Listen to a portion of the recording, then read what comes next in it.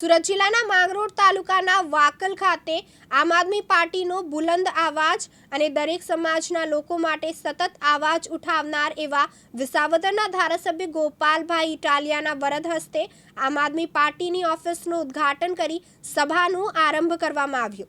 આમ આદમી પાર્ટીના કાર્યકર્તાઓ દ્વારા પુષ્પ તેમજ પુષ્પહારથી ધારાસભ્ય ગોપાલભાઈ ઇટાલિયાનું સ્વાગત કરી આભાર અને સન્માન કરવામાં આવ્યું। સભામાં મોટી સંખ્યામાં આમ આદમી પાર્ટીના કાર્યકર્તાઓ, વિવિધ સમાજના આગેવાનો, ગામના આગેવાનો અને ગામજવાનો હાજર રહ્યા હતા। નમસ્કાર, મારું નામ સ્નેહલ વસાવા, આમ આદમી પાર્ટી સુરત જિલ્લા મહામંત્રી, 156 માંગરોળ વિધાનસભા પ્રભારી। આજરોજ માંગરોળ વિધાનસભામાં મધ્યસ્થ કાર્યાલયનું ઓપનિંગ થવા જઈ રહ્યું છે। આ શુભ પ્રસંગે વિસાવદરના ધારાસભ્ય શ્રી ગોપાલ ઇટાલિયા પધારી રહ્યા છે અને તમામ 156 માંગરોળ વિધાનસભામાં આમ આદમી પાર્ટીના ક્રાંતિકારી સૈનિકોમાં ખૂબ ઉત્સાહનો માહોલ આજે જોવા મળ્યો છે। આવનારા સમયમાં આમ આદમી પાર્ટી ઉમરપાડા તાલુકો અને માંગરોળ તાલુકામાં ખૂબ મજબૂતાઈથી તાલુકા પંચાયત અને જિલ્લા પંચાયતની ચૂંટણીઓ લડશે। હું શિરીષ ચૌધરી, માંગરોળ તાલુકા આમ આદમી પાર્ટી સંગઠન પ્રમુખ।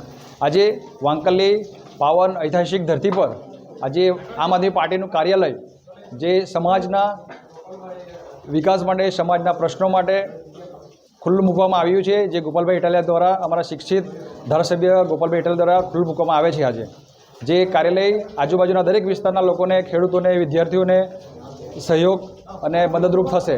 એમની સરકાર તરફથી આવતી યોજનાઓ તથા શિક્ષકો, બાળકોની શિષ્યવૃત્તિ તેમજ અન્ય જે પણ એમની જરૂરિયાતો છે, એમની કાર્યાલયથી અમે એમને સેવા આપવાનું આજે વચન આપીએ છીએ અને અપીલ કરી છે કે દરેક લોકો આ કાર્યાલયનો લાભ લે। જય હિન્દ, જય જોહાર।